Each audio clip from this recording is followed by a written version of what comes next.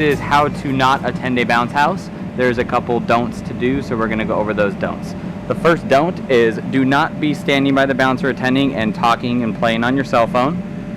You are not paid to talk on your cell phone. You are paid to attend the bounce house, and you cannot pay attention to children and what's going on behind you if you're Facebooking or texting or calling your friends. So if you have to use your phone to check time, that is acceptable, but check your time and put it back in your pocket. Secondly, do not just sit on the step of the bouncer, as if you're sitting on the step, you cannot see what's going on behind you. Kids cannot get in and out. Also, if your bouncer happens to be in the sun, please prepare for it, bring sunscreen. Do not just go hide in the shade of your bouncer and not pay attention to kids.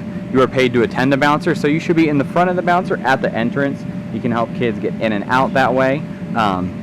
If you're at an event, we like you to be standing in front of the bounce house, which means not sitting in a chair. So don't just be oh, look, there's a chair. Oh, I'm gonna go, and I'm just gonna sit here in this chair and not pay attention to what's going on. Oh, that looks like good. That looks like a good thing.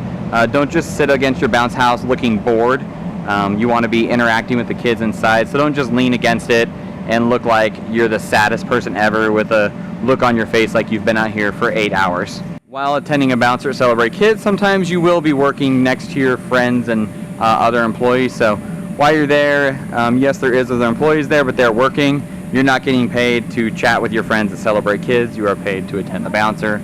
So as you see, they're chatting and not paying attention. And Dave's bouncer was over that way. Yeah, it's over that way. So okay, he's gonna hang out here. Oh, that's funny. Here is how to be a good attendant.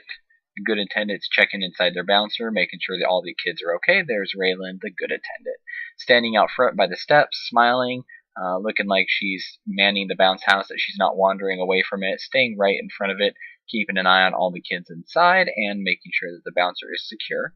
And there you go. Make sure to look towards the back, and if a kid does come up, make sure they take off their shoes, make sure they don't have any candy, food, suckers, anything sharp that they can bring the bouncer. Help them climb in, and if a kid is jumping around in there, shaking the bouncer, tell them, you can't do that. No roughhousing, okay. If a kid is still doing like ninja flips or wrestling, tell them you can't do that. And if they still keep misbehaving, you can tell the kids that they need to come out of the bouncer. They need to just go relax, cool off. When they want to listen to the rules, they can come back again and play. But no roughhousing inside the bouncers. You can walk around the side of the bouncer, make sure that there's nothing going in the back. If a kid needs help or something, go to the back there. But try to generally stay in front of your bouncer. That way everyone knows you are the attendant and you are keeping care of that bounce house. Sometimes at an event, you'll have people coming up to you. They'll ask you about, things at the event, about where can I rent one of these bounce houses. You don't have to have too much information. Just tell them it's Celebrate Kids.